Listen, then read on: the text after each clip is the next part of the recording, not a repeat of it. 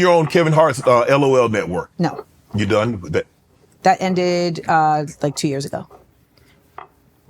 Kevin, people's taking shots at Kev. I know Kev a little bit.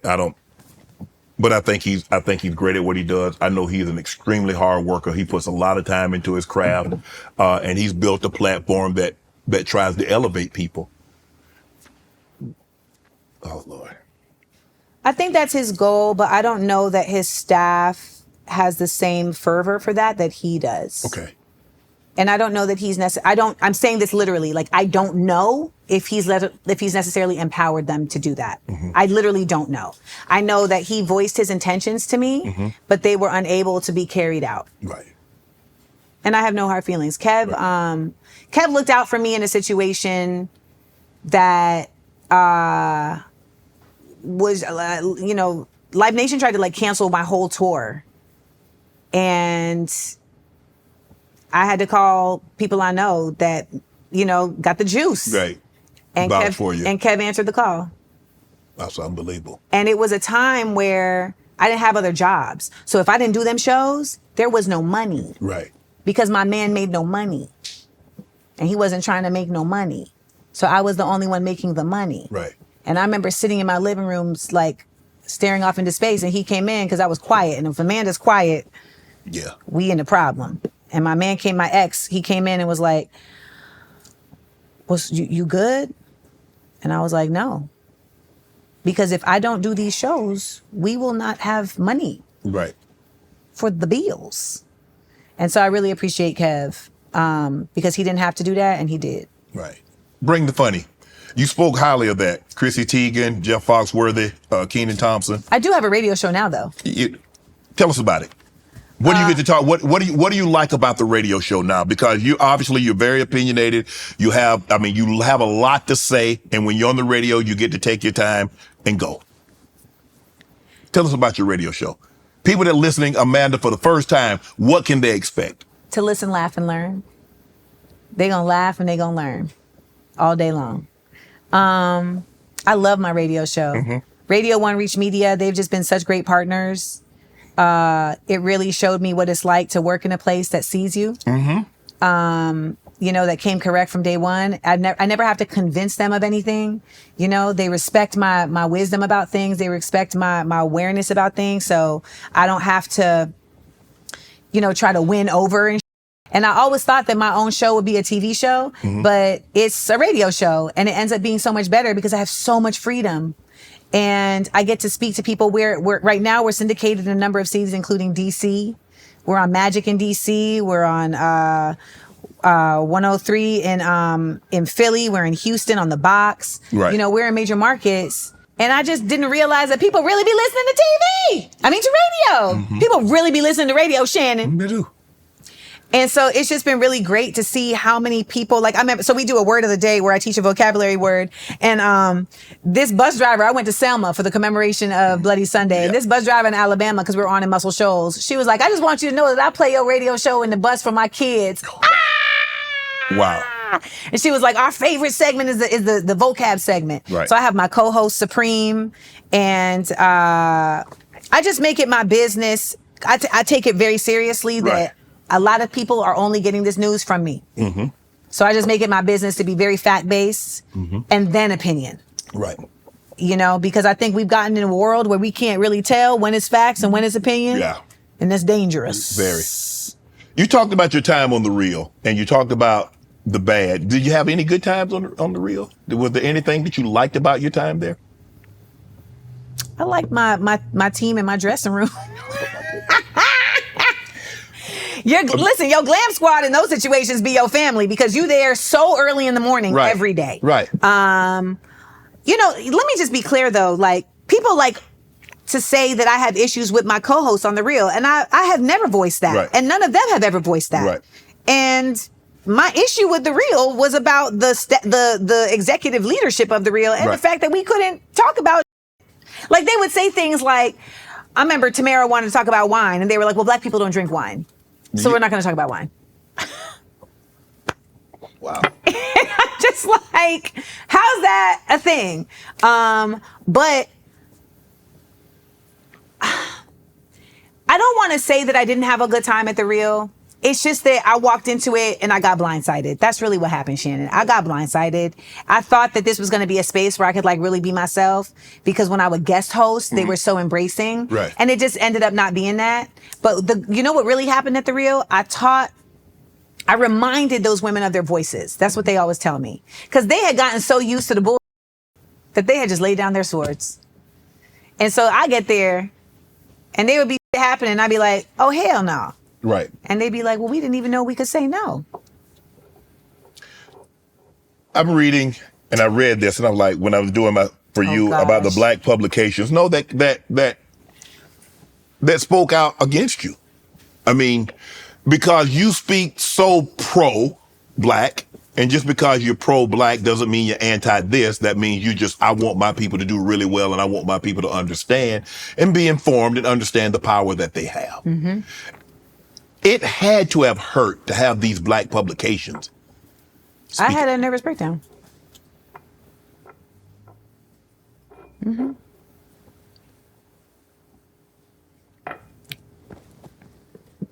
Talk to me. It's just the willingness of folks to sell their souls for so little. And I feel like that's what you have to do to like put your gift of being a writer to work in such a nefarious way. Mm-hmm. I ain't met none of these people. I ain't done none of these people. I like to think that they were paid by APAC, because if you didn't get a check for this and you just did this just to do it, I'm just like, damn, that's unfortunate for you. But that's a place that I've arrived at. Right. Initially,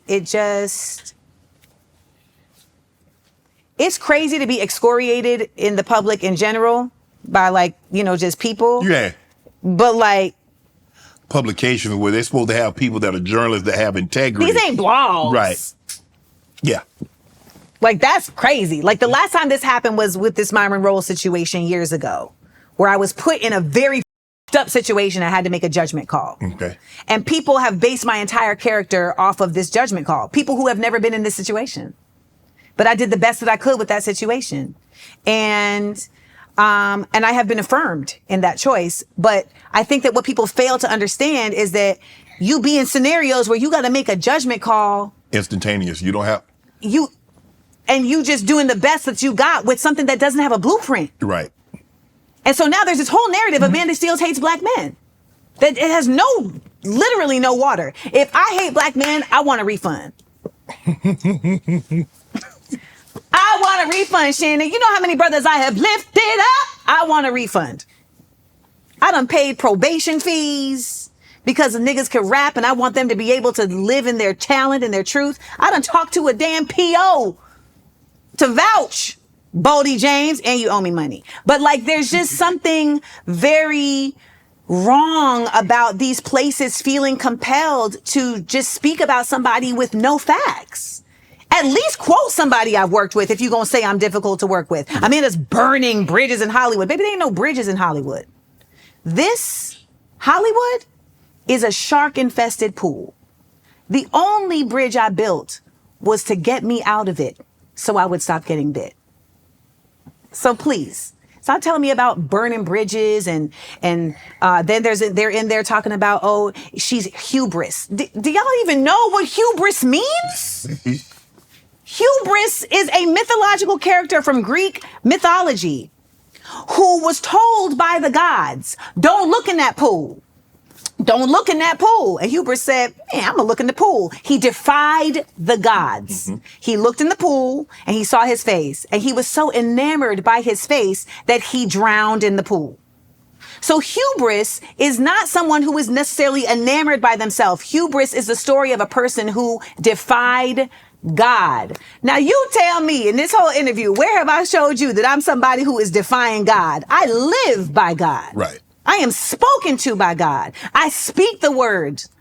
So don't tell me about these words. So journalists using these words so gratuitously is dangerous. It's so dangerous. And I am obsessed with words. I'm obsessed with words, Shannon. I love them so much. And I know that there's people who have lived by the word. If you are somebody of a religion, you live by the word, Right. Whether it's the word of Allah or the word of the Bible. You know, if you're somebody who's a lawyer, you understand that this Constitution and the words that are not in it are what continue to keep us oppressed. Words matter. So to have all these people using these words that I love so much against me damn near killed me. Mm-hmm. Thank goodness I'm on Lexapro. Because had I not been on this antidepressant, I feel like I would have gone down a much darker hole. But I have a great psychiatrist and I have even better friends. So when you talk about people protecting you, baby, I am protected. I am so loved. And that's why it's so wild to see people saying I'm not likable. You are right. I am not likable. I am lovable. I'm so loved. And it's like I'm in a place right now where for the first time in my life, I feel like the love for myself and the love people have for me are at the same level. And I've never experienced that before. And it took a long time for me to learn that I even had the right to love myself. You know, people say these things like, oh, don't be full of yourself. You better be full of yourself. Mm-hmm. You better be full of yourself, because then what are you full of? You don't want to be hollow. And you also don't want to be full of everybody else's validation of you, because who are they? And baby, they will run away. When shit go low and they gone, you're empty. Mm-hmm. You better be full of yourself. And I have had to learn, as somebody who had a nervous breakdown and was brought to the bottom, and realize that all of my confidence was built on other people's thoughts of me. Other people's validation. Everything. And I had to build myself back up. And luckily I had a therapist who taught me to do that. And I had to build myself back up. And so I tell everybody now, like, no, please be full of yourself and love yourself. And, you know, particularly women, we're not told that we're allowed to name ourselves. Right. I am a genius. I'm a gifted performer. I am a gifted person. I am a creative genius. I'm generous. I am giving. I am kind. I'm funny. I'm delightful. Like, these are not things that I need to wait for somebody to say about me. I know these things about myself. Aren't we supposed to be God's children? Yeah. And that's not based in religion. That's just based in understanding. That's how I live. I, as a spiritual person, I believe I am a child that was made of something other. I don't know what we were made of, but I know that I feel like I was made of something supernatural. And I have a responsibility in that to live at my best. And people don't want to let you grow. People don't want to let you evolve. People don't want to let you find better ways to exist. People are talking to me about from 2005, some interaction they had with me for 30 seconds in 2005. Now you tell me, are you judging people based on a 30-second interaction? No. Because why? You might say we had a bad 30-second interaction. Right. Yeah. That's it. I'm probably gonna never see that person again, so I don't have a The same week, reaction one way the or same another. week that people are telling in these articles, Amanda Seales is so terrible. She has boundaries, etc. The same week they talk about Anthony Mackie. Why don't let that man have his boundaries? I'm like, I can't call it. I can't call it, and I've decided to stop trying to call it. I put the phone down. The Queen came to your defense, though. Yes, she did, because I'm loved by the people I love, and that is the biggest honor. Queen Latifah, Dana Owens, okay? Want to join Club Shay Shay? Become an official member by hitting that subscribe button, where you never know who's going to be joining us for drinks and conversation. Don't be late to the party, because you know we like to do something before two something.